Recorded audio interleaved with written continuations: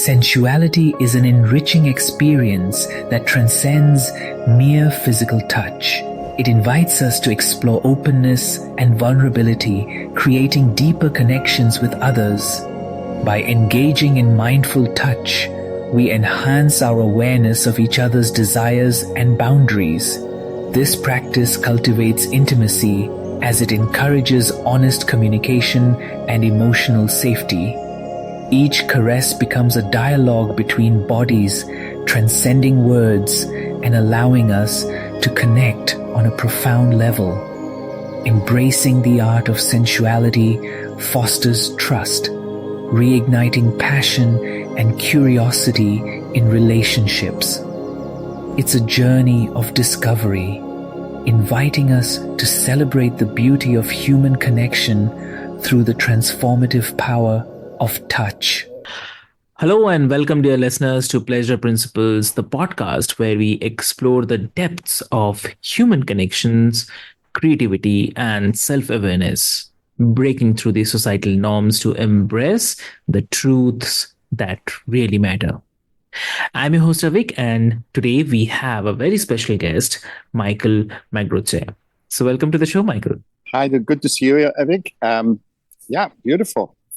It's late in New York. It's lunch in my place. So, and a lot of traffic and stuff I hear all of a sudden starting when we start talking. Lovely. So, Michaell, before we start, I'll quickly introduce you to all of our listeners.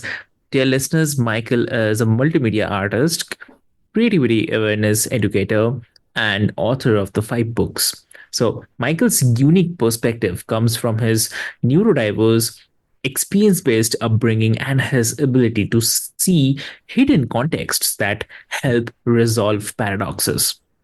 So today we will be diving into Michaell's insights on whether we are living system relevant or it's a human-centric lives, exploring how creativity, dialogue, and adaptability are our true superpowers. So we'll also have some challenging, some conversational thinking and discover how we can raise our human potential beyond the limitations of man-made systems. So today we'll be talking about unmasking the intimacy and how porn, performance pressure, and gender roles shape our sexual reality. So that's a very great topic, I would say, and we'll quickly start with the discussions on it. So I'll first come to Michaell. Michaell, you talk about living a human-centric life versus a system-relevant life. So if you can briefly explain what that means and how they differ. Okay. So human centricity is what we are born by nature. We are part of nature, and how we function according to nature, because we are part of it. So nature, not to us, nature made us, or God or the divine, whatever, made us a one of one. That means and scientifically we have proven that every human is different. Scientifically, different DNA, different thing. And when you look at your family, not everybody likes the same person. Not everybody is the same. And especially in families, you see, they're all different. Everybody's different. They like different things. So to try to generalize us, because obviously for the system, it's easier to say, oh, you're an Indian boy and I'm a European white boy. Who cares? It's irrelevant. It's just to make it easier for the systems to navigate us. But we got technology so intensely good now, so we can actually focus and update the systems from generalization. You are male from India, I'm a thing from Europe, to say, I'm one-on-one and you are one-on-one. And we are secondarily are males, okay? Yeah. But then our sexual orientation can be gay, transsexual, whatever we choose. And even if we are both hetero, we would have different attraction of what we want. We all have experienced that there's women, they are very masculine. And there's men that are very feminine. So it really doesn't matter what you are, what gender you are. It's that you can dance with your partner, that you can enjoy dancing with your partner.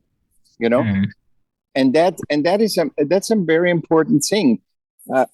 Look at this. When you're like one of one, and you can dance with him, you have a life experience. The other person have a life experience, and then you actually like each other so much. Or your dance is so good, so you want to become intimate, right?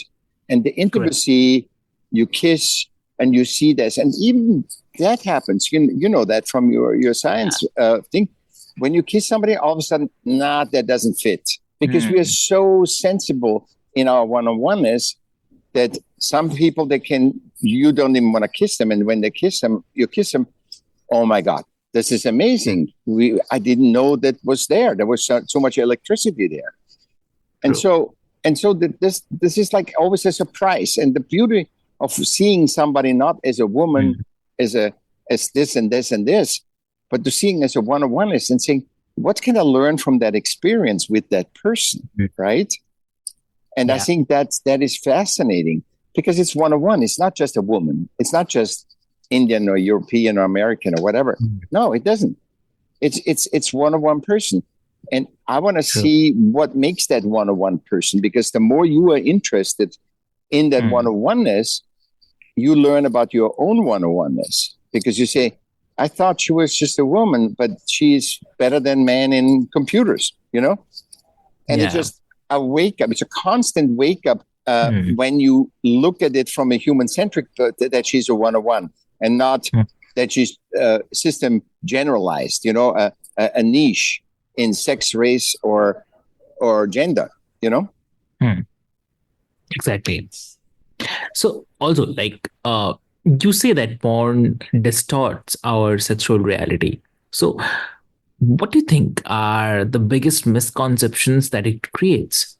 I was saying literally since when I was 20 years old, when I first saw my porn, I saw porn. And I thought, that is nothing compared to what I experience in with sexual intimacy. That is completely different. And then I asked the woman, I said, do you like this? And do you like that? And they said, no. So it's a porn. It's like, in front of movies, you always see a disclaimer that says, this is a story. There's nothing to do with it's based on reality, but it is not. And it's all fantasy. And I think that should be before every porn, because when kids grow up and today they have so much access to everything. You and I didn't have that access, but now kids have access to everything. Yeah. And when they think, I said, first of all, when you have access to so much, you think, how can I ever keep up with this? Right? Even when you see Instagram or regular any social media, how can I? And then you slowly, after years, you find out, everybody's pretending. They're in front of the Taj Mahal right now, and they're making a photo like they own Taj Mahal, right? But then really they live in a hut somewhere. So everybody's pretending they are king, they're queen, they're the best, they're a celebrity, but they're really not, And so we distort our reality. And when you see porn early on and you get conditioned by this, you think that is reality. You want to grow. Yeah. Right? And when you think that is reality, you will never live up to your humanness. You will not know yourself, and you will not know your partner, because you're working on the performance versus on the dance, on the experience, on the journey of you two, of you and your friend or partner. So I think that should be, and porn should really say that, because the stuff that you see there is a performance. It's a circus performance. It's a juggling act. It's like, Chinese acrobats. That has nothing to do with sex. That has to do with performing.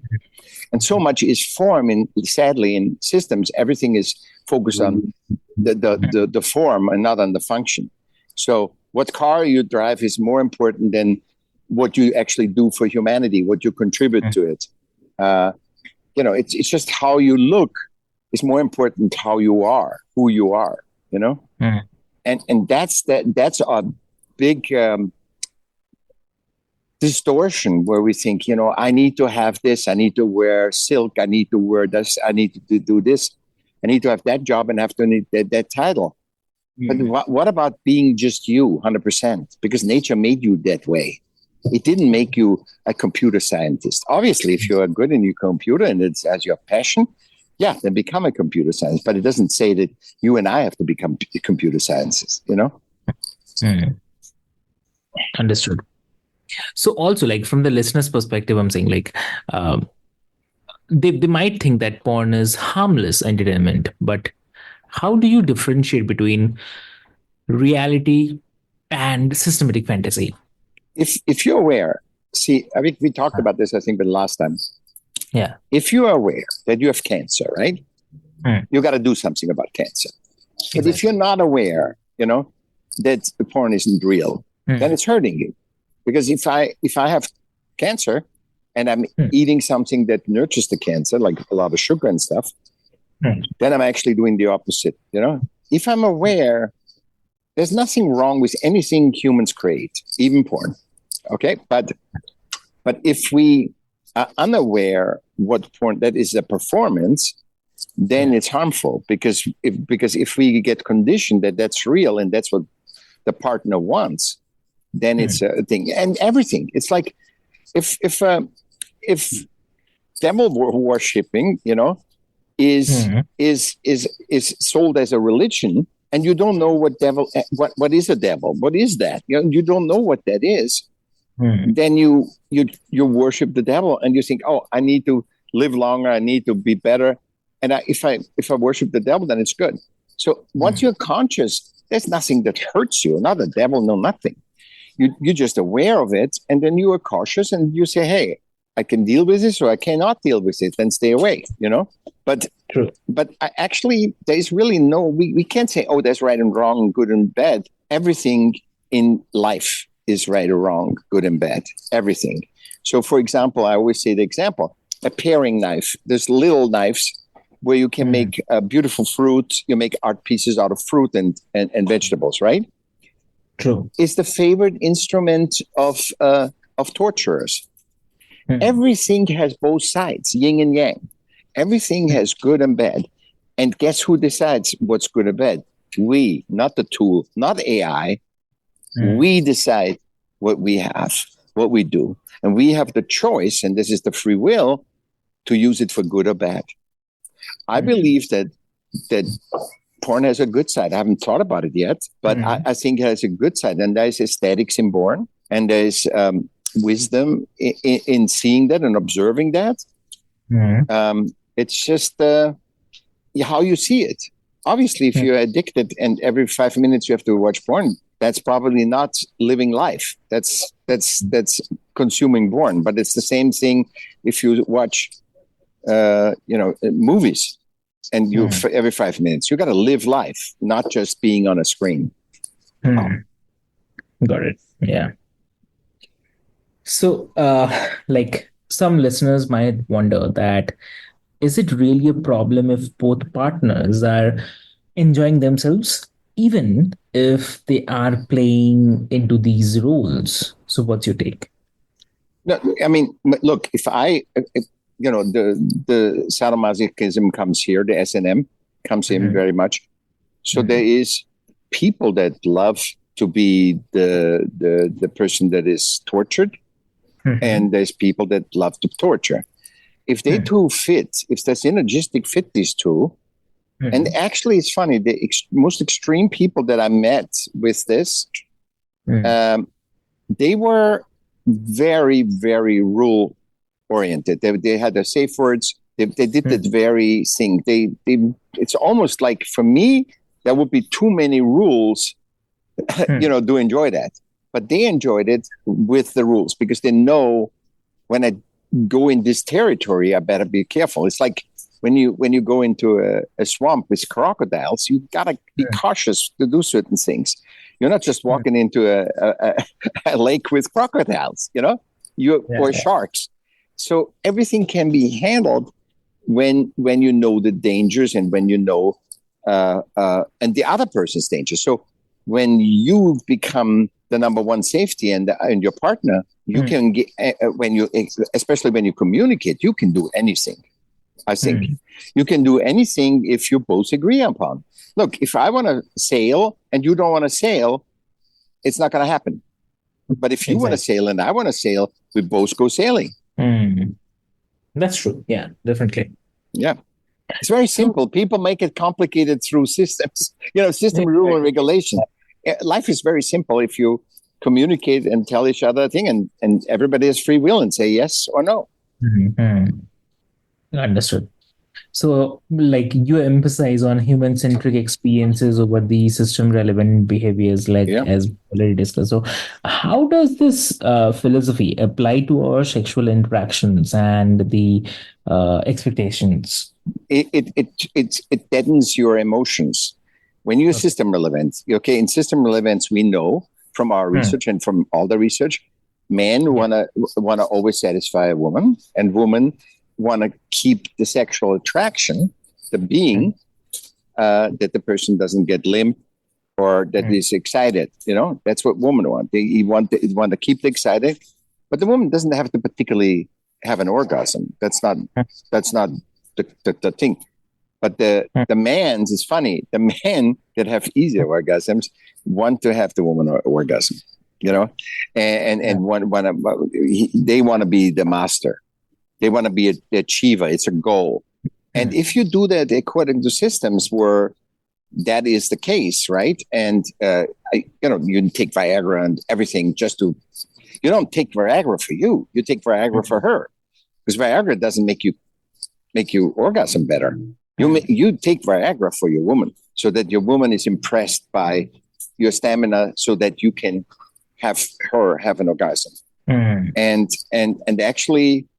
And actually, men are the most sensitive because, the woman has to just make a weird noise or an emotional disdain or something. And the man gets angry and limp and everything because there's so much systemic pressure on doing your sexual systemic role of being the macho man, being the strong masculine, the viral masculine. And the woman, and I think that's why so much suppression of women came about, because women don't have to ejaculate. They don't have to. They can, and that's why women could be selling their bodies, because they can do it multiple times, and the men don't even know they did it multiple times. And so I think that was so intimidating, that the virility of man is so much less than women can do it all day long if they're caring and if they want to, they can, and men can't. So for men it's a little flicker, and for women they can do it, and especially if they're not really excited and whatever, they just and I think that just the physical fact of that is very intimidating to men, because their sensibility is they need to satisfy the woman. Yeah. And I think that's totally, you can touch a woman. See, sex is not just the intercourse; it's the dance that you have. When a man looks at a woman and is embraced by her body, and it doesn't matter, the body doesn't have to be Brigitte Bardot or Kardashian or anybody. It has to be, he just looks at a body, and the woman feels that he adores whatever she has, her long hair, her breasts, her butt, her whatever, her smile. And when women get that sex, that's turn on. Yeah.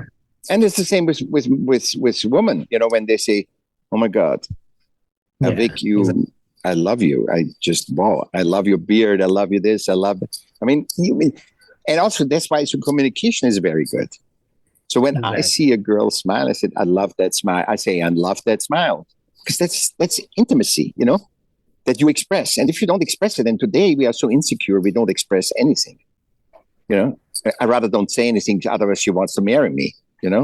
This is the systemic. This is the system relevant. True. That's definitely true. Yeah, yeah. So, also, like, this is really good, Avik.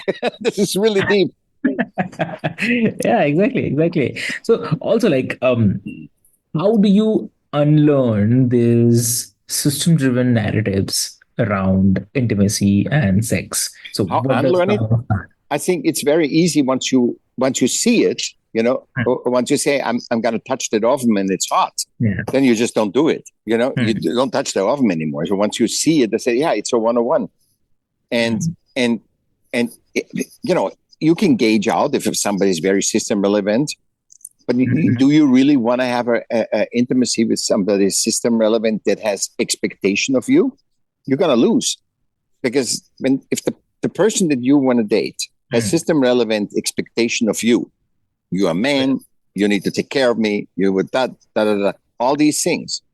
The sex comes the last. So it's not the embrace of the intimacy with you. It's just all what you bring into the table. It's like almost like we playing a game, and how much money do you have to invest in this game, and how much money do I have? And that is segregating the intimacy, instead of just saying, hey, Avik is 101 of 8 billion people. Wow. Let me meet this person. Let me find who he is. Let me learn more about him.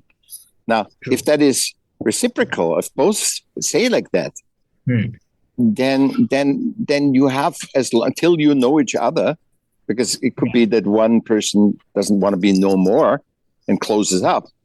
But till you do that, you will have a ball dancing with that person. Understood. And that goes automatic. I think when you look at, that's why I say the update of systems is one thing, especially now with AI and stuff. If we look at them not in general, but we look at them as 101. If we do that, that will be the biggest change in history. That actually everything is more effective. So the moment you experience life, and every human is the most valuable. No technology can be as valuable as meeting another human and then exchange their life experience in mind, like what we're doing right now, right? We exchange our life experiences, and that makes our perspective on life better and stronger. And that goes automatic. There's nothing because once you're aware, it's automatic. Because once you're aware, let's say you have cancer, you have this. Once you're aware that animals can die, you're not going to put kittens in a washing machine. You know what I mean? It's automatic. It's just, I hope that answers. If you have any questions, just ask me if there's anything unclear. Sure, definitely. And also like here, like it's contradictory. Couldn't some argue that systems like porn create a shared sexual language or maybe reference point for the couples? So, is there any positive to that? Yeah. I mean, if you really like to be in this sadomasochism, in a torture, in the being tortured, of course. I mean, it's easier to find. It's easier to find, but you still have, because every human is different.